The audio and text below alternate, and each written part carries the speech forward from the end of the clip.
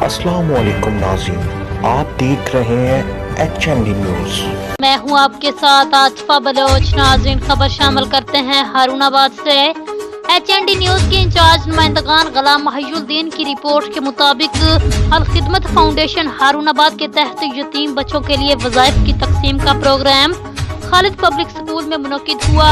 Programme की सदारत professor Jameel Ahmad ने की। प्रोग्राम में आमर रजा चौधरी, आसफ नदीम, डेवलपर हमदान सिटी, मुस्तफ़ा नदीम, रिजवानुल्लाह अब्दुल अजीज, सेक्रेटरी अल खिदमत फाउंडेशन हारूनाबाद ने शिरकत की। प्रोग्राम से वलीद नासिर चौधरी, सरपरस्ते अल खिदमत फाउंडेशन जिला बहावल नगर ने भी शिरकत की। इन्होंने कहा कि ये अल्लाह ताला की तरफ से हम पर आजमाइश है कि हम दुखी इंसानियत की खिदमत करें, मगर दुख इस बात का है कि ये सब काम हुकूमतों के करने के हैं। हुकूमती स्कीम कौम को बकारी बना रही है।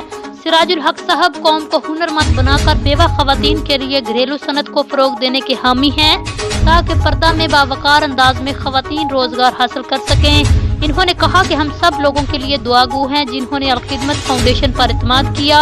अल खिदमत फाउंडेशन ने हमेशा मुल्क व कौम की खिदमत की है और इस सिलसिले को मुस्तकिल जारी रखेगी। अब तक के लिए इतना ही। मजीद खबरों के लिए देखते रहिए HND न्यूज़।